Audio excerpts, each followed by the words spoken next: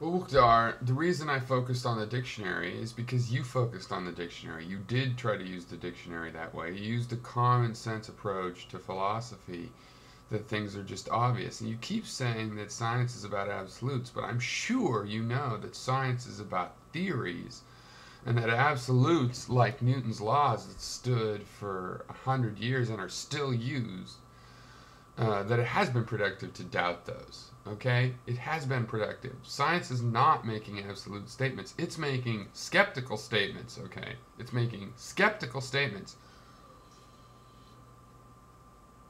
about reality. And I do believe we can believe things. It's just that, no, we can't find out what is. We can find out what seems to be the case. And this always leaves room for doubt. And that's been productive, that doubt. And that's why I'm saying be a skeptic, is because it's productive to keep questioning reality. We also assent to what appears to be the case when it comes time to make a particular decision. That does not mean that we're absolutely right, because we don't require absolute correctness in order to make a decision. We require things be beyond a certain reasonable doubt. And by reasonable doubt, we're qualifying our knowledge and our doubt.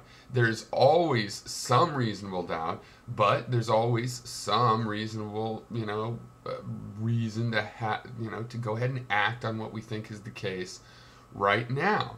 It's how we structure knowledge, and it's important. I'm glad you're admitting that just because the dictionary doesn't capture this importance, that it can still be philosophically important.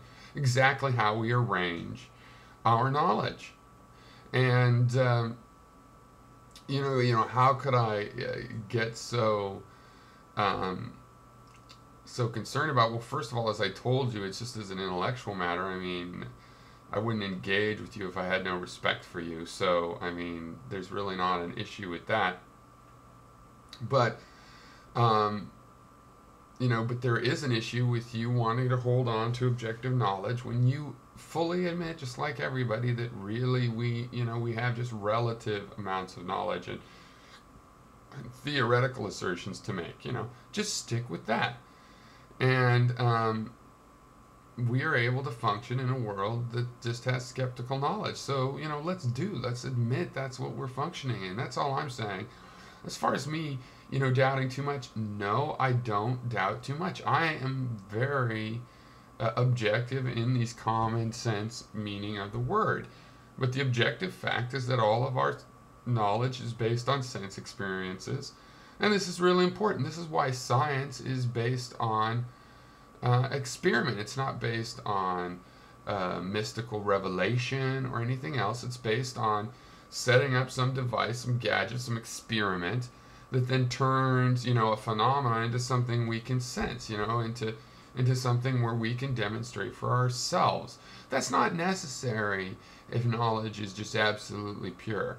And lots of ancient philosophers and modern philosophers have said, that you can deduce things, that there's a priori truth, that there's just truths following from undeniable axioms. And that is not accurate, but that is what the idea of an objective epistemology says should be possible, that there should be a way to get this access directly to the world, and we never have that. And that's all I'm saying is let's admit that. Okay, why? Because it's the fucking truth. Let's admit the truth and deal with knowledge as the truth. Let's deal with the fact that no, we never have absolute certainty, but we go ahead and believe things anyway. Objectivists want to say, well, if you don't have absolute certainty, then you can't actually believe anything. So we need a way to pretend our approximate knowledge, our relative certainty, is absolute so that we can believe something. But see, I'm not an objectivist. I believe we can believe something because it's apparently true. It seems to be true. That's good enough for me. Why is that not good enough for you when you can't do any better than that? In reality, you can just claim that for some reason the objective knowledge is objective. You can just claim that somehow we jump that gap from subjectivity to absolute objectivity, and there you go. But no, that's not what science is about. Science doesn't say that at all. Science says that everything is just theory, and what we have is what appears to be the case at the time, and we fully expect it to change and be improved. Okay, I don't think you're actually a thankless person in your character. I'm just saying that when you say things like, well, it's just obvious what all this stuff is. We don't have to ask it. You've got it backwards. Because, see, your idea of going to the dictionary, yeah, I understand the goal of that. But what we really are trying to do is make sure that we're using the words the same way. But you don't refer to a dictionary for that. You have a conversation about semantics at the front of your conversation or during your conversation so that you come to understand what the other person means by a word. That's how you do that. Okay? And that's what you were complaining about. You're complaining about questions like, what is rationality? When really, that's exactly what we have to ask. And that's exactly what we have to answer in order to have the further conversation. You and I are not going to really turn out to be that different on the subject, except for you want to hold on to a whole objective set of framing that is discredited, and unnecessary.